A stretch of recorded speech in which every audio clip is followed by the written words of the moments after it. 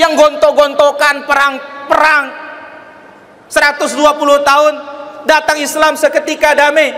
Kemudian bagaimana Islam di Eropa, bagaimana Islam masuk ke Palestina, Baitul Maqdis, damai. Maka kalau ada yang mengatakan Islam ini menang karena pedang, salah. Kebanyakan Islam ini masuk ke setiap negeri, di antara asbabnya adalah karena akhlaknya orang-orang beriman. Karena ingat, akhlak adalah cermin dari iman. Sebagaimana disebut oleh Nabi SAW dalam hadits yang sahih, akmalul mu'minina imanan ahsanuhum khuluqa. Orang beriman yang paling sempurna imannya, yang paling baik akhlaknya. Mengenal Ustadz Mizan Al-Qudsiyah. Ustadz Mizan, demikian panggilan akrabnya, adalah salah satu mubalik dari Lombok Timur.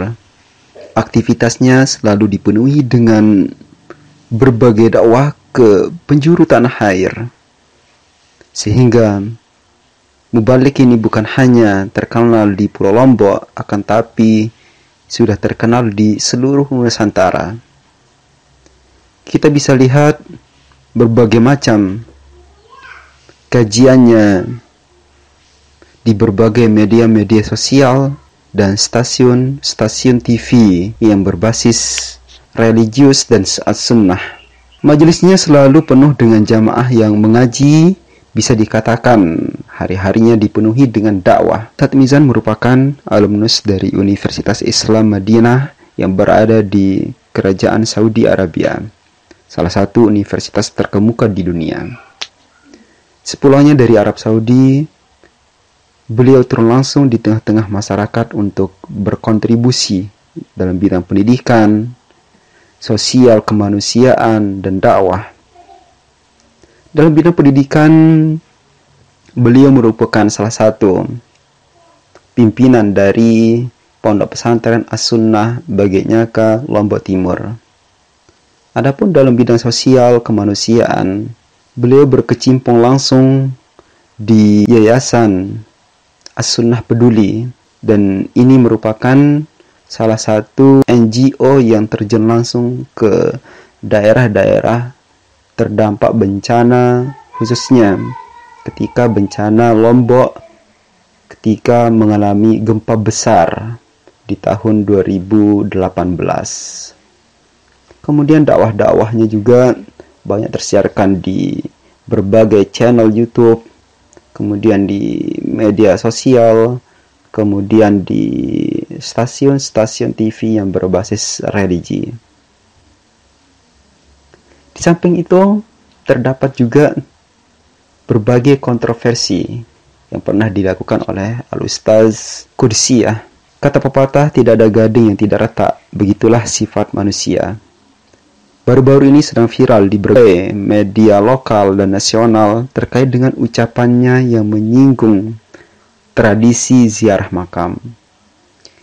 Videonya cepat tersebar di berbagai media sosial, khususnya YouTube dan Facebook. Hal ini membuat sebagian warga marah, dan puncaknya pada hari Minggu sekitar pukul 3 dini hari.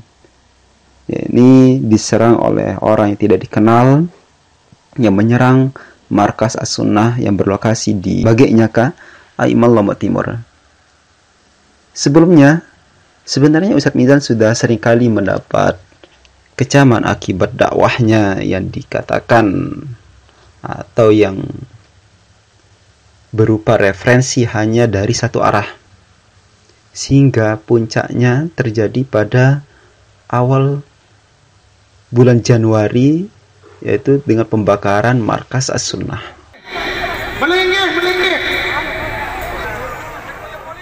Lebih dari 6.000 orang yang merupakan jemaah Tuan Guru Ali Batu mengepung kantor Bupati Lombok Timur di Selong. Masa sebelumnya berkumpul di Taman Kota Selong dan secara bersamaan berjalan ke kantor Bupati.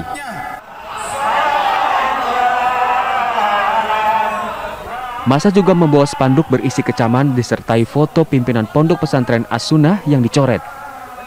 Masa yang datang dari berbagai lokasi Lombok ini tidak rela jika ada ujaran kebencian dan penghinaan terhadap ulama. Tidak ingin ada siapapun dia, apapun latar belakangnya, apapun status sosialnya. Kita tidak ingin ada ujaran kebencian di daerah kita.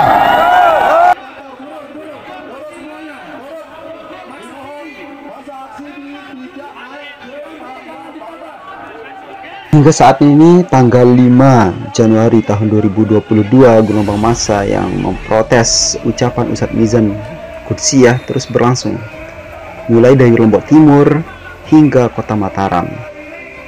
Massa menuntut agar Wahabi diusir dari tanah Lombok dan segera memproses kasus Ustadz Mizan Qudsiyah. Sebenarnya hal ini banyak terjadi di kalangan Ustadz Sunnah atau Salafi, karena mereka selama ini tidak memperhatikan kearifan lokal dan budaya setempat, sehingga selalu menimbulkan resistensi di tengah-tengah masyarakat. Mungkin Anda masih ingat bagaimana Ustadz Firanda, kemudian Ustadz Basalamah didatangi massa saat memberikan tausiah. Itu karena mereka menyinggung ajaran masyarakat setempat. Lalu yang jadi pertanyaan, bagaimana sikap kita menyikapi masalah ini? Kita sebagai sesama muslim adalah ibarat satu tubuh. Apabila sebagian anggota tubuh merasa sakit, maka anggota tubuh yang lain pasti akan merasakannya. Lagi pula, Wahabi merupakan bukan ajaran sesat dan menyesatkan. Kita bisa melihat referensi-referensi dari fatwa-fatwa yang telah dikeluarkan oleh MUI. Tidak ada yang mengatakan bahwa Wahabi itu adalah ajaran sesat. Akan tapi ajaran Wahabi itu atau ajaran Salafi atau ada juga yang menyebutnya As-Sunnah, salah mereka itu hanya satu. Salah mereka hanya satu, yakni sering menyalahkan orang di luar jamaahnya atau di luar komunitasnya. Harusnya ini jangan terjadi. Karena kita sesama muslim, maka baiknya kita saling memaafkan saudara kita, kemudian bermuhasabah, karena bisa jadi mereka sedang kepleset lidah, khilaf, atau mungkin masih belajar.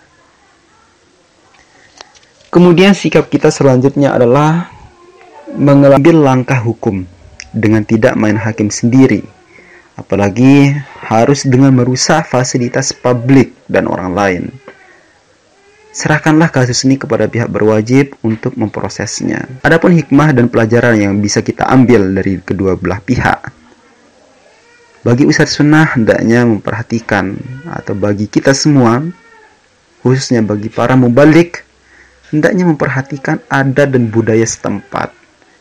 Jangan sampai menyinggung ajaran orang lain di luar komunitasnya.